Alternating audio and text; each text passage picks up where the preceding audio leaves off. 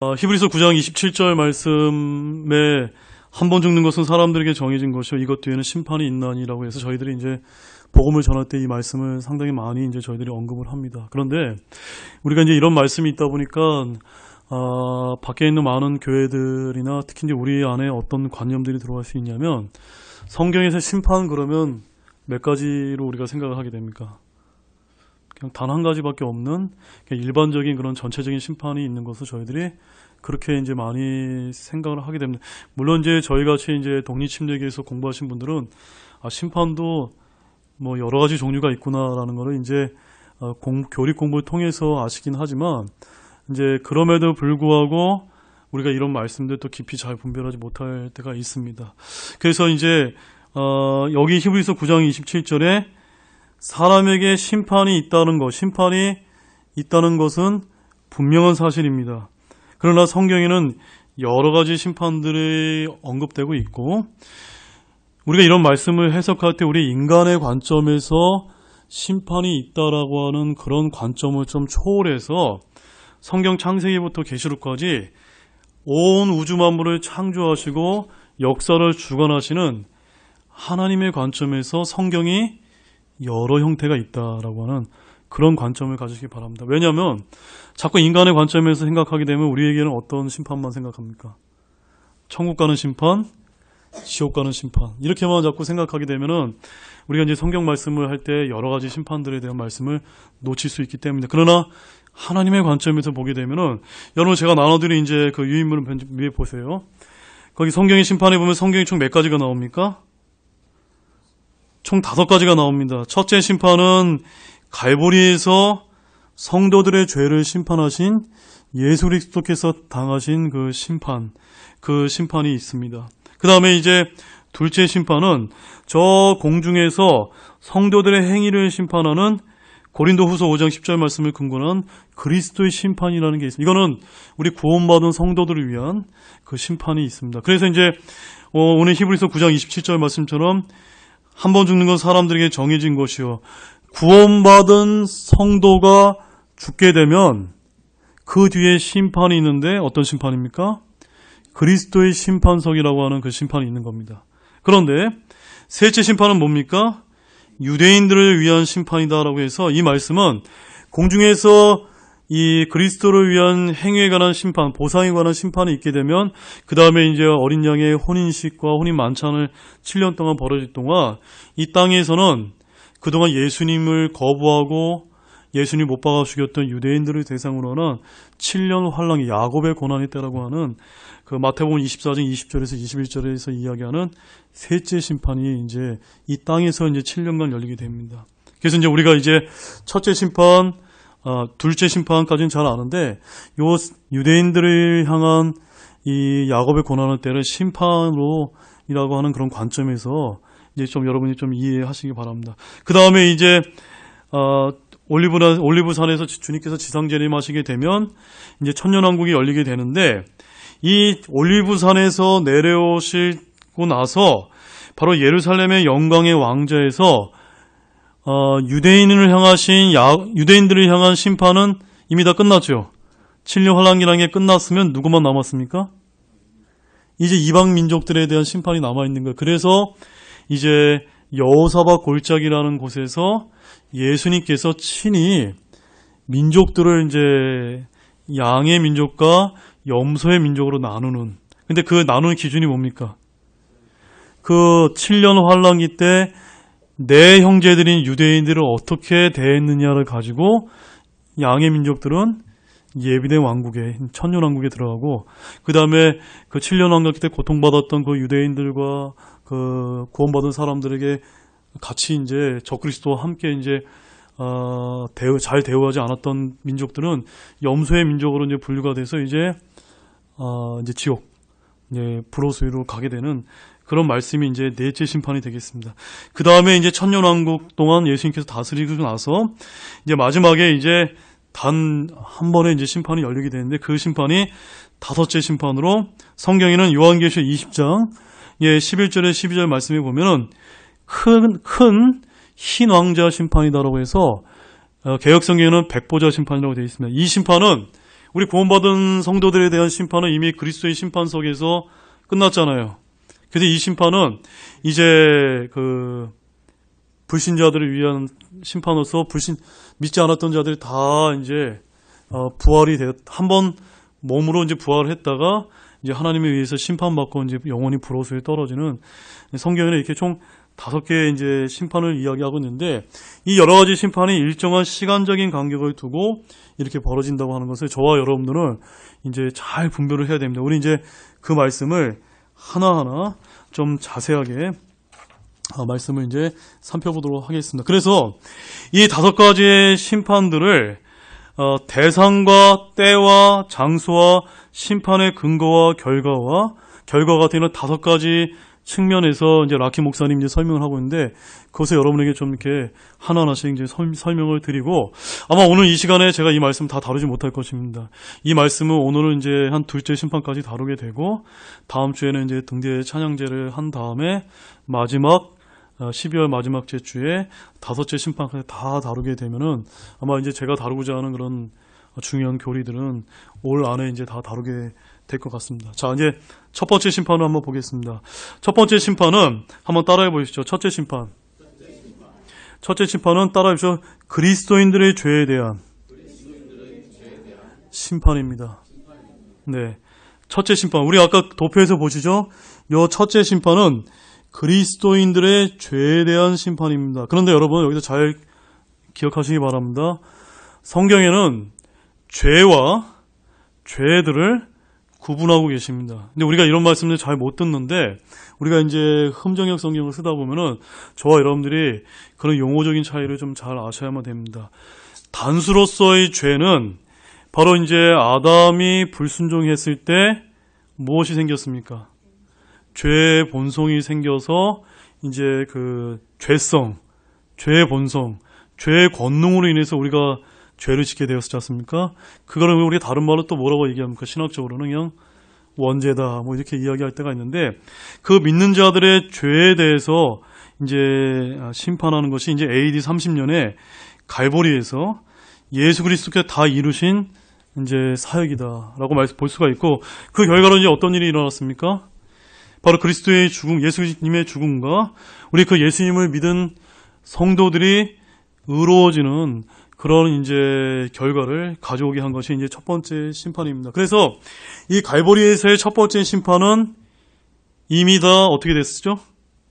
다 지나간 일입니다. 다 과거에 다 끝났습니다. 그래서 성경은 로마서 10장 4절 말씀에서 심판의 결과를 이제 말씀하는데, 그 말씀 한번 보시겠습니다. 로마서 10장 4절 말씀.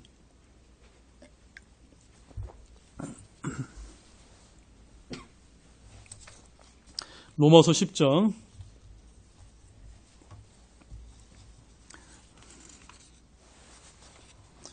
4절 말씀 같이 읽겠습니다. 그리스도께서는 믿는 모든 자에게 의가 되시기 위하여 율법의 끝마침이 되시니라. 바로 이런 말씀들은 이제 심판이라는 용어는 없지만 우리들의 죄를 위해서 예수님께서 의가 되시고 끝마침이 되신 그런 말씀을 또 알려주고 있습니다. 또한 갈라디아서 3장 13절 말씀도 보겠습니다. 갈라디아서 3장 13절 말씀. 이제 지금 살펴보는 이런 말씀들은 이제 첫째 심판, 갈보리에서의 그리스도인 죄에 대한 심판에 관한 말씀들에 대해서 좀 이렇게 하나씩 좀 읽도록 하겠습니다. 갈라디아서 3장 13절 읽겠습니다. 그리스도께서 우리를 위해 저주가 되사 율법의 저주에서 우리를 구속하셨으니 기록된 바 나무에 달리는 모든 자는 저주받았느니라 하였느니라. 자, 우리가 이 갈보리의 심판에서 기억해야 될 것은, 원래는 이 갈보리에서의 이 십자가의 형벌, 이건 원래 누가 받아야 됩니까? 저희들이 받아야 될 것을 누가요? 예수님께서 받으심으로 인해서 그 죄의 형벌을 예수님께서 대신 다 이뤄놓으신 사역의 결과라는 것입니다. 그래서 이제 로마서 10장 4절, 갈라디아서 3장 14절 말씀, 딱 그런 것을 이야기합니다. 그리고 여러분, 베드로전서 2장 24절 말씀도 보십시오. 베드로전서 2장 24절 말씀.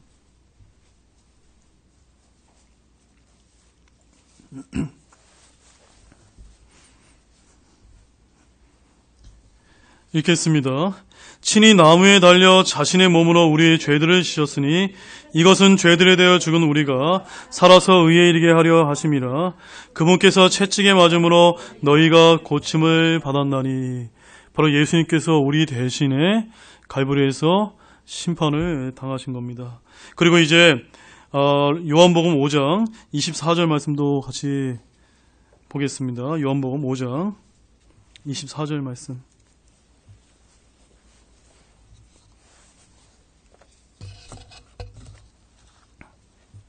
같이 보겠습니다.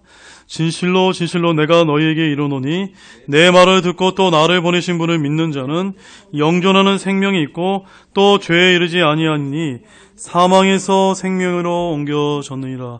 바로 갈보리에서의 첫 번째 심판의 결과로 어떤 일이 벌어진 겁니까?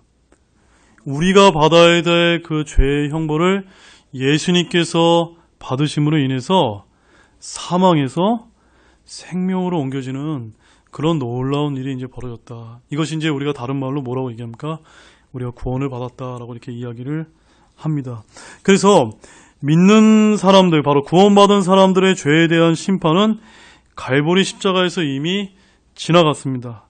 그러나 우리가 이제 이 클라리스 라킨 목사님이 이 갈보리에서의 첫째 심판과 그리스도의 심판석의 둘째 심판이 다 누구에 관한 심판입니까? 우리 믿는 그리스도에 관한 심판이잖아요. 이 두 가지 심판을 가지고 거기에는 세 가지 측면이 있다라고 이렇게 설명을 하시면서 첫 번째가 죄인으로서의 심판이 있다.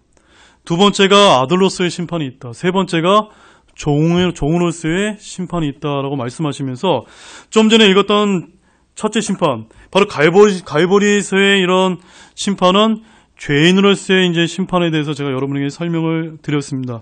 그런데 우리가 이제 오늘날 이제 한국에서 떠들썩하게 했던 모 단체에서 이런 말을 많이 듣게 됩니다. 죄 없다, 또 죄가 없어졌다 이런 말을 종종 듣게 됩니다. 그래서 이제 그런 말들 때문에 이제 우리가 내가 죄가 없어졌으니까 이제 예수님께서 나의 과거와 현재와 미래 모든 죄를 다 제거해 주셨으니까 나는 이제 죄를 짓습니까 안 짓습니까? 죄를 안 지으니까는 나는 어떠한 이제 행동도 해도 된다. 이런 이제 도덕 폐기론까지 이제 우리가 심하게 되면 나아가게 되는 그런 것을 볼 수가 있는데 이거는 우리가 하나님의 말씀을 잘못 오해해서 그렇습니다. 예수님께서는 십자가의 죽으심을 통해서 자신들의 원죄, 바로 죄와 죄성과 죄들이 없다라고 그들이 이제 믿게 되는 것인데 그러나 실상은 그런 죄들이 없어졌다는 것이 아니라 죄와 죄들의 형벌로부터 저와 여러분들이 구원받게 되었다는 것을 말해준다는 사실입니다. 우리가 그렇게 의미하지 않게 되면은 말씀을 잘못 이제 적용하게 되는. 그러므로 이 말씀은 죄가 제거된 게 아니니까 뭐예요? 죄성이 우리 안에 있습니까? 없습니까? 그대로 살아남아 있다는 것이니까 얼마든지 우리는 죄를 지을 수밖에 없는 그런 불완전한 사람이다라는 사실입니다. 그래서 제가 이제 아까 죄와 죄들에 관한 말씀들을 이제 말씀을 드렸는데 다시 한번 제가 종어로 정의해 드리면 죄는 죄성, 죄의 권능과 본성을 말하고 죄들은 그 죄성으로 인해서 내가 구체적으로 하나하나의 나쁜 행동을 하게 한 그런 것들을 이제 죄들이다, sins라고 이제 복수형으로 이렇게 이제 성경에서 우리가 의미할 수가 있습니다. 그래서 십자가에서의 대성은 우리의 모든 죄들, 과거와 현재와 미래를 다 씻으셔서 우리를 영원한 죄의 형벌로부터 구원하셨음을 의미한다고 저와 여러분이 믿으셔야만 합니다. 그래서 우리가 주님을 영접할 때 죽었던 나의 영이 살아나면서 혼이 구속받고 성령님에 의해서 봉인받게 됩니다. 아멘이시죠? 그래서 우리는 어떻게 됩니까? 이제 새로운 창조물이 돼서 옛사람과 다른 이제 새 사람의 본성이 우리 안에 들어오게 되었습니다. 그래서 하나님께로부터 난 자는 죄를 짓습니까? 안 짓습니까?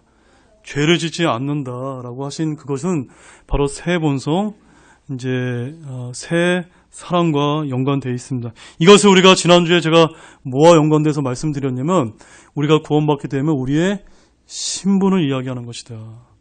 우리의 신분 어떻습니까? 완전합니까? 안 합니까? 완전합니다. 죄를 짓을 수 있습니까? 없습니까? 죄를 짓지 않습니다. 우리의 신분은 이미 다 이미 하나님께서 다 이뤄 놓으셨습니다. 변하지 않습니다. 전능하신 하나님의 능력으로 보호받기 때문입니다. 그러나 현재 이 악한 세상에서 저와 여러분들이 죄성을 가진 이 육신을 입고 살아가기 때문에 나는 여전히 죄를 지을 수밖에 없는 그런 존재라는 것입니다. 이것을 제가 지난주에 뭐라고 설명드렸습니까? 구원받은 신자의 상태다. 그래서 우리가 구원받은 신자의 신분과 상태를 저와 여러분들이 잘 이제 구분을 해야 된다라고 제가 말씀을 드렸습니다. 육신 안에 여전히 죄가 살아있고 이미 자리를 차지하고 있는 죄의 권능과 본성이 그 자리를 내어놓으려 하지 않기 때문입니다. 즉 죄가 내 안에 활동하고 있음을 잘 알고 있기 때문입니다. 이것이 나의 상태입니다. 이런 나의 상태를 보고 저와 여러분들은 내가 구원받았음에도 불구하고 뭐라고 저희들을 부르게 됩니까? 죄인이다 라고 이렇게 부르게 됩니다. 그래서 우리 로마서 7장 한번 가보시면 로마서 7장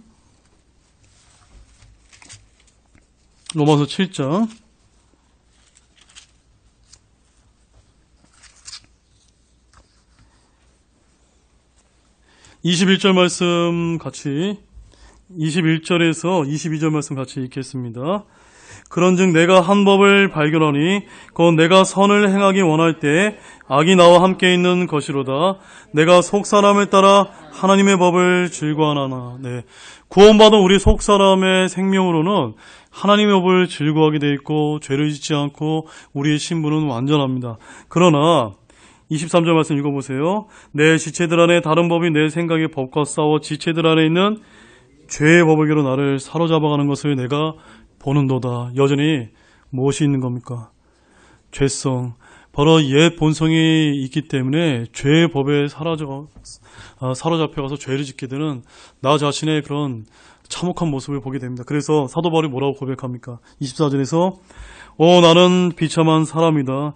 이 사망의 몸에서 누가 나를 건져내야. 우리가 이런 고백이 우리의 삶가에 늘 나오지 않으면 안 된다는 사실입니다. 25절 읽겠습니다. 예수 그리스도 우리 주를 통하여 내가 하나님께 감사하노라. 그런지 이와 같이 내 자신의 생각으로는 하나님의 법을 섬기되 육신으로는 죄의 법을 섬기느니라. 이것을 우리가 늘 기억해야 됩니다. 내 마음과 생각으로는 하나님의 법을 섬긴다 할지라도 여전히 나는 육신으로는 죄의 법을 섬길 수밖에 없는 연약한 존재구나. 네. 이것을 우리가 잊어버리게 되면은 늘 실패할 수밖에 없다는 사실입니다. 그래서 우리는 신자의 신분과 상태를 잘 인식하고 나서 우리가 구원받은 의인이 아니라 구원받은 뭡니까? 죄인이라는 걸 꼭 알아야 됩니다. 구원받은 것이라는 것은 우리의 신분을 얘기하는 것이고 죄인이라는 것은 우리의 상태를 이야기하는 것입니다. 그래서 우리가 구원을 받아서 죄에서 해방되었다는 것은 내가 받아야 될 죄의 형벌을 누가 받으신 겁니까? 예수님께서 대신 받으셨기 때문에 그 형벌이 내게 다시 집행되지 않는다는 그런 말이지 육신 안에 내 안에 죄가 다 없어졌다라고 이렇게 이해하시게 되면은 곤란하다는 말씀입니다. 그래서 죄 사함이 아니라 뭐라고 얘기해야지 정확한 표현이 되는 겁니까? 죄들의 용서함을 받았다라고 이야기해야 그것이 성경적인 표현이 됩니다. 우리 골로새서 1장 14절 말씀 보십시오. 골로새서 1장 14절 말씀.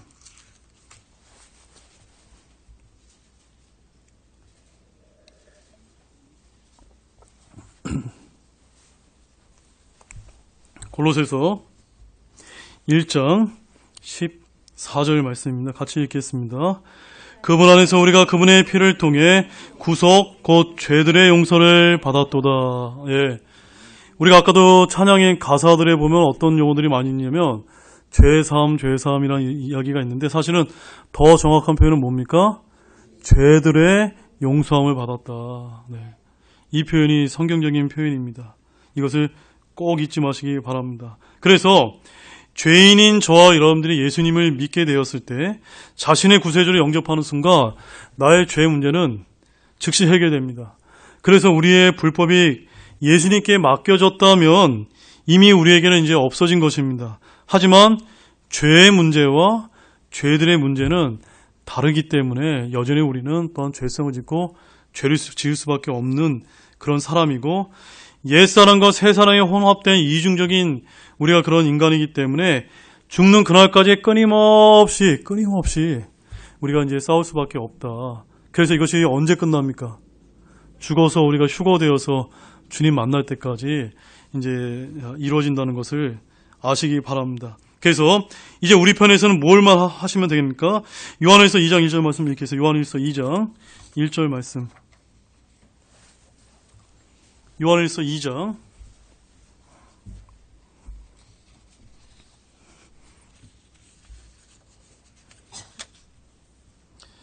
같이 읽겠습니다. 나의 어린 자녀들아, 내가 이것들을 너희에게 쓰는 것은 너희가 죄를 짓지 아니하게 하려 함이라. 만일 누가 죄를 지어도 우리에게 아버지와 함께 계신 변호자가 계시니 곧 의로우신 분 예수 그리스도시라. 우리에게는 변호자 되신 예수님께서 계십니다. 믿으시죠? 그 때문에 우리의 새 성품으로는 죄를 짓지 않는다는 걸 믿으시기 바랍니다. 그러나 여전히 우리가 죄성을 가지고 죄들을 짓기 때문에 요한일서 1장 9절 말씀 가보십시오. 거기 이렇게 말씀하고 있는데 같이 다시 한번 읽겠습니다. 만일 우리가 우리의 죄들을 자백하면 그분께서는 신실하시고 의로우사 우리의 죄들을 용서하시며 모든 불의에서 우리를 깨끗하게 하시느니라. 자, 저를 잠깐 봐주십시오. 아까 갈보리 십자가에서의 그 심판은 죄인으로서의 심판, 우리가 그때는 구원 받았습니까? 안 받았습니까? 안 받았을 때 죄인으로서의 심판은 이미 과거에 다 끝났습니다. 그런데 지금 말씀하고 있는 요한일서 2장 1절과 요한일서 1장 9절 말씀은 아들로서의 심판이 또 있다라고 말씀하고 있습니다. 그래서 요한일서 2장 1절에 나의 어린 자녀들아, 누구에게만 이런 말씀할 수가 있습니까? 구원받은 하나님의 자녀들에게 하시는 말씀이거든요. 저와 여러분들은 하나님의 아들들이 맞습니까? 아멘이시죠? 그래서 아들로서 우리 그리스도인이 받는 심판은 바로 자백하지 않은 죄들에 대한 것이고, 이에 대한 벌로서 이제 우리에게 무엇이 있을 수 있습니까? 하나님의 징계가 있을 수 있다는 것을 여러분이 잊지 마시기 바랍니다. 바로 예수 그리스도를 믿고 구원받은 그리스도인이 받는 징계는 우리가 사생아가 아니라 하나님의 자녀라는 것을 입증해 줍니다. 그래서 히브리서 12장 5절에서 7절 말씀 가보시죠. 히브리서 12장 5절에서 7절 말씀.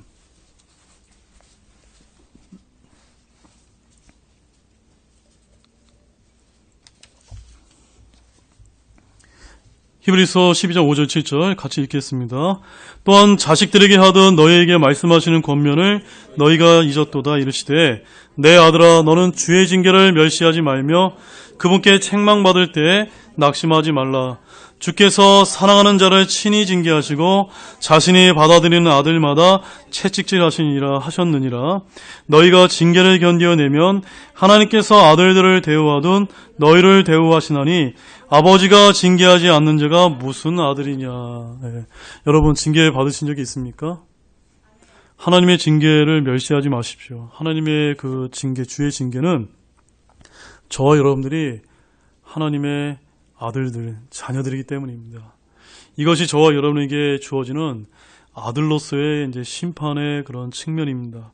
그래서 사도 바울은 이 아들로서의 심판과 징계를 고린도전서 11장 31절에 32절에서 이렇게 말씀했습니다. 만일 우리가 우리 자신의 판단을 하면 판단을 받지 아니하려니와 우리가 판단을 받으면 우리가 주께 징계를 받았나니 이것은 우리가 세상과 함께 정죄를 받지 아니하게 하려 함이라.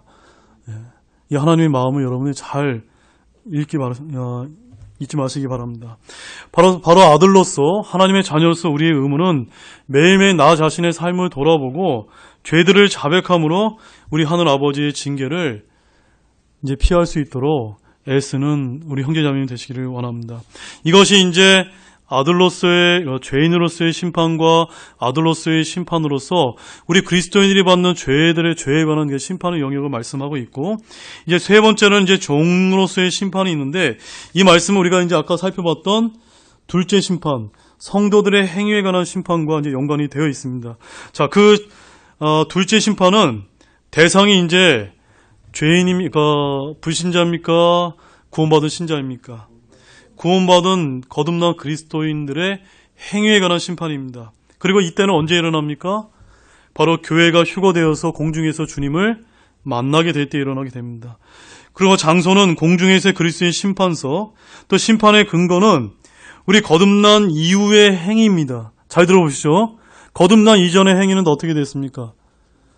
다 이제 끝난 것이고, 우리가 그리스도의 심판석에서 받는 그 보상을 받냐 안 받냐는 그거는 뭐에 따른 겁니까? 여름에 구원받고 나서 얼마나 내가 주님을 위해서 신실하게 이제 행했는지에 따른 그 행위들에 대한 보상이라는 말씀입니다. 이것은 과거도 아니고 현재도 아니고 언제 일어날 일입니까? 미래에 일어날 일이라는 말씀입니다. 고린도후서 5장 10절 말씀 보시죠. 고린도후서 5장 10절 말씀.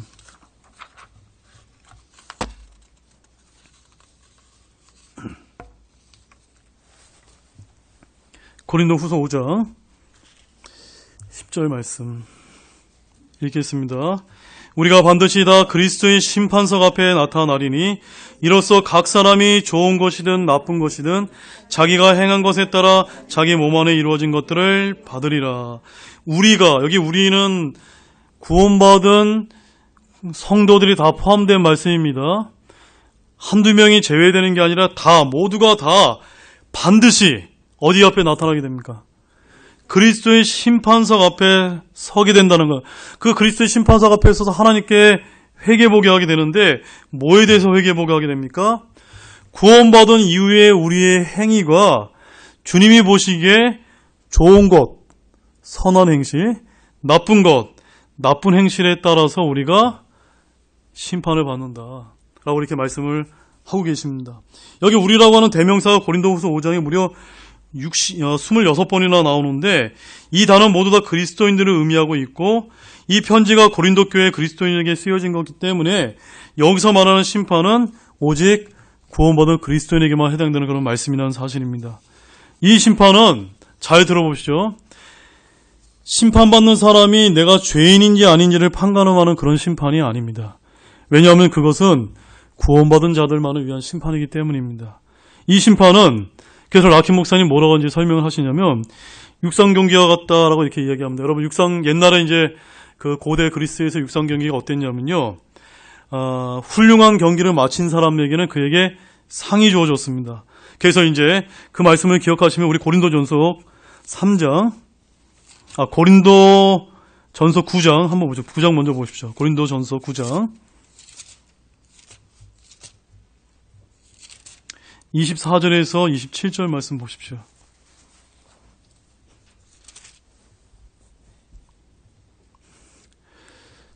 24절, 27절 같이 읽겠습니다.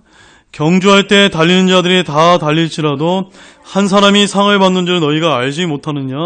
너희도 상을 받도록 이와 같이 달리라. 이기려고 애쓰는 자마다 모든 일에서 절제하나니 이제 그들은 썩을 관을 얻고자 그 일을 하되 우리는 썩지 아니할 관을 얻고자 하느니라.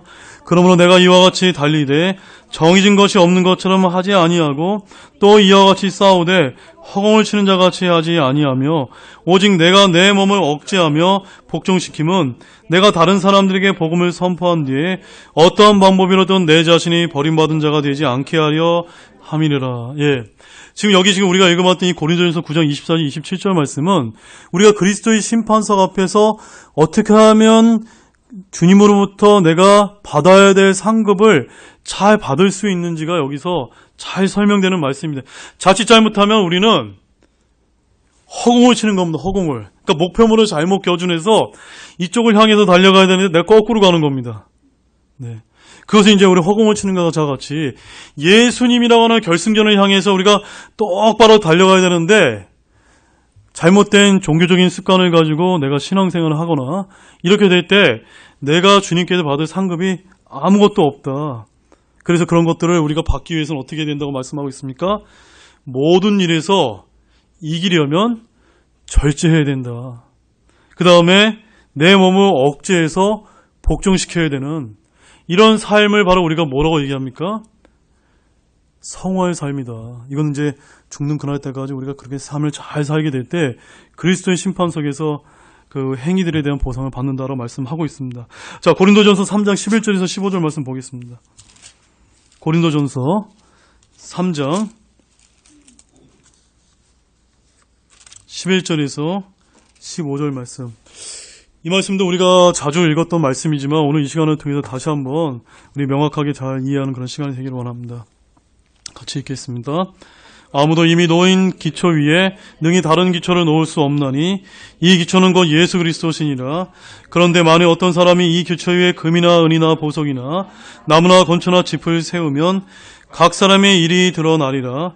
그날에 그것을 밝히 드러내리니 이는 그것이 불에 의해 드러나고 그 불이 각 사람의 일이 어떤 종류인지 그것을 시험할 것이기 때문이라. 어떤 사람의 그 기초 위에 세운 일이 남아있으면 그는 보상을 받고 어떤 사람의 일이 불타면 그는 보상의 손실을 당하리라. 그러나 그 자신은 구원을 받되 불에 의해 받는 것 같이 받으리라. 이 고린도전서 3장 11절 15절 말씀이 왜 그리스도의 심판석에서의 그 믿는 구원받은 자들의 심판이냐면요, 이 심판이 믿지 않은 자들, 불신자들로 상관없는 심판이기 때문입니다. 15절 하반절에 뭐라고 되어 있죠? 구원을 받되 불에 의해 받는 것 같이 받으리라. 이 심판은 누구에게 해당됩니까? 구원받는 사람에게 해당되는 보상과 보상의 손실을 다루는 심판이기 때문입니다. 그래서 13절 말씀에 보면 뭐라고, 이 심판을 통해서 불에 의해서 무엇이 드러납니까? 각 사람의 일이 드러나리라. 내가 구원받은 이후에 얼마나 주님 위해서 잘 경주에 임해서 절제하고 애쓰고 복종시켜서 허공을 치지 아니하고 잘 달라가게 되면은 그 일, 행위들이 주님 앞에 드러나게 됐을 때 그 기초 위에 세우는 금과 은과 보석과 같은 것들은 잘 남아있게 되면 보상을 받게 되고 다 타버리게 되면은 보상의 손실을 받는다라고 이렇게 말씀을 하고 있습니다. 그래서 저와 여러분들이 내가 지금까지 주님을 위한 사역으로 생각하는 사역이 사실은 매우 인간적이고 세상적인 사역에 불과한 경우가 너무나 많이 있을 수 있다는 것을 기억하시면서 그러한 것들은 주님께서 이제 이 보상의 심판을 하실 때 계산에 넣지 않는다. 이것을 항상 잊지 않는 여러분이 되시길 원합니다. 그날에 이제 왕관으로 우리에게 이제 보상이 주어지게 될 것입니다. 고대 그리스도인들이 운동 경기를 할 때요, 모든 경기가 끝날 때 참가자 전원을 베마라고 하는 심판석 앞에 서게 했다고 합니다. 그래서 다른 자리보다 높게 만들어진 이 심판석 앞에 심판관들이 있어서 우승자들에게 월계수 입으로 된 썩을 왕관을 이제 수여했다고 합니다. 물론 상을 받지 못한 사람들도 그때는 많이 있었지만 그들은 승자의 왕관을 놓친 것이지 상을 받지 못했다고 해서 벌을 받거나 그 경기자 방거로 쫓겨난 것이 아니다라는 것을 이해하시기 바랍니다. 바로 우리의 그리스도의 심판석이 바로 이와 같은 것이다라는 걸 이해하시기 바랍니다. 그러므로 육신적인 그리스도인이 영원한 보상과는 관계가 없을 것이고 보상을 받는 자들에게는 저와 여러분에게 주님께서 왕관을 보상으로 약속해 주신다는 것을 믿으시기 바랍니다. 이것을 성경에서 그리스도의 심판석이라고 부르는데, 자, 간단하게 이 그리스도의 심판석 앞에서 받게 될 보상 5가지만 우리가 예전에도 한번 살펴봤지만 다시 한번 잠깐 우리가 복습하는 시간을 갖도록 하겠습니다. 첫 번째는 생명의 왕관입니다. 야고보서 1장 12절 말씀 가보시죠. 야고보서 2장 1장 12절 말씀.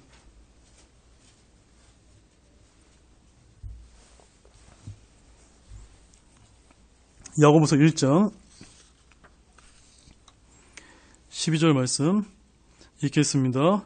시험을 견디는 자는 복이 있나니 그가 단련을 받은 지 주께서 자신을 사랑하는 자들에게 약속하신 생명의 관을 받으리라. 네, 생명의 왕관을 받는다. 이 왕관은 누가 받는 왕관입니까? 믿음으로 순교해서 죽기까지 신실한 자들이 받는 왕관입니다. 그래서 요한계시록 2장 10절 말씀에 너는 죽기까지 신실하라. 그리하면 내가 생명의 관을 내게 주리라 라고 이렇게 말씀해주고 계십니다. 두 번째 왕관은 이제 저와 같이 이제 목회로 사역하는 자들에게 주는 왕관인데 영광의 왕관이 있습니다. 그런데 제가 이번에 이 말씀을 준비하면서 다시 영광의 왕관의 말씀을 다시 읽으면서 제게 너무 많이 감동이 되었습니다. 왜냐하면 여러분 베드로전서 5장 2절에서 4절 말씀을 가보십시오. 베드로전서 5장 2절과 4절 말씀을 보시게 되면 거기 4절 말씀에 이런 말씀이 2절에 이런 말씀이 있습니다. 저와 같이 이제 목회 사역을 감당하는 형제들이 더러운 유익을 위해서 하지 말고 하나님의 상속 백성 위에 주인처럼 군림하지 말아야 된다라고 얘기하고 있습니다. 그러므로 제가 혹시 이 등대 성소 침례에서 사역을 하는 동안 돈 욕심이 있거나 또 제가 이제 여러분을 위해서 막 목에 힘주고 막 군림하려고 하면은 저는 그리스도의 심판석 앞에 가서 지금까지 뭐 20년, 30년 목회 사역 아무리 열심히 했다 하더라도 상급이 없는 겁니다. 그래서 4절 말씀에 그리하면 목자장께서 나타나실 때 너희가 사라지지 아니하는 영광의 관을 받는다고 약속했는데 저에게는 그 받을 것이 없는 것이 된다는 말씀입니다. 이것이 두 번째 왕관이고 세 번째 왕관은 기쁨의 왕관인데 여러분 데살로니가전서 2장 19절에서 20절 말씀 보십시오. 데살로니가전서 2장 19절 20절 말씀 같이 읽겠습니다. 우리의 소망이나 기쁨이나 환희의 관이 무엇이냐? 우리 주 예수 그리스도께서 오실 때 그분 앞에 있을 바로 너희가 아니냐? 너희는 우리의 영광이요 기쁨이니라. 이게 뭘 뜻하는 겁니까? 이 왕관은 저와 여러분들이 얼마나 복음을 많이 전해서 지옥에 떨어질 수밖에 없는 그 영혼들을 구령했는지 그 구령자에게 주는 그 왕관이 기쁨의 왕관이다라고 말씀하고 있습니다. 왜냐하면 그리스도의 심판석 앞에 갔을 때 내가 전해서 구원받게 된 그 영혼들이 바로 누구 앞에 있습니까? 주 예수 그리스도께서 오실 때 그분 앞에 있게 될 때 그것이 바로 너희의 기쁨의 왕관, 기쁨의 보상이 될 것이다 라고 이렇게 말씀하고 있습니다. 그래서 빌립보서 4장 1절 말씀 좀 보시죠. 빌립보서 4장 1절 말씀.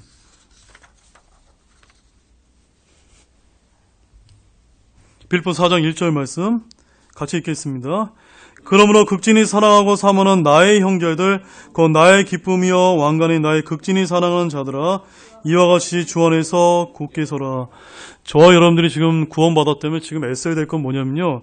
이 기쁨의 왕관을 얻기 위해서 여러분들이 좀 삶을 열심히 드리기를 원합니다. 네. 아멘이시죠? 이 보상은 여러분이 결코 놓쳐서는 안 되는 그런 보상입니다.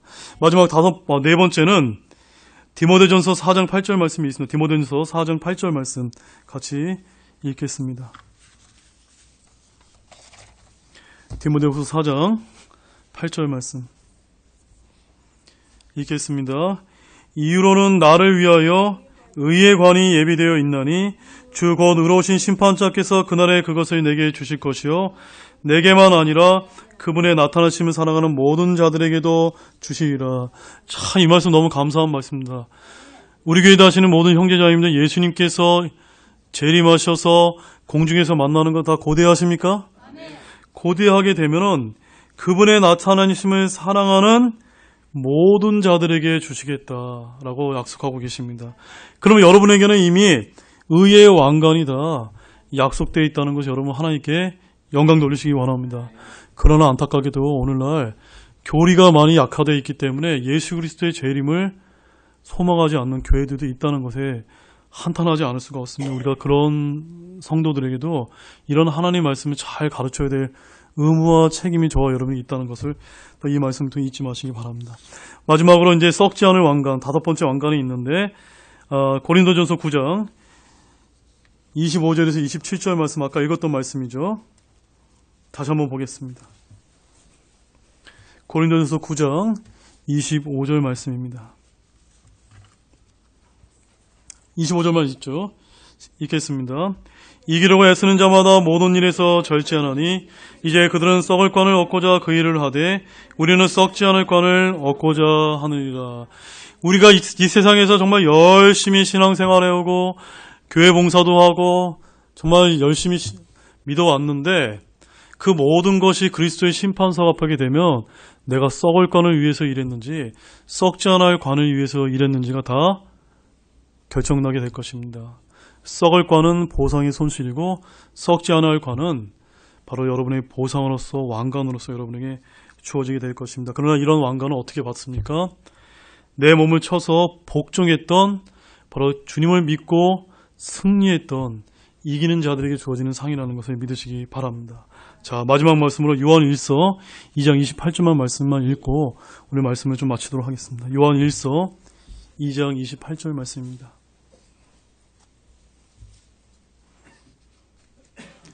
요한일서 2장 28절 읽겠습니다.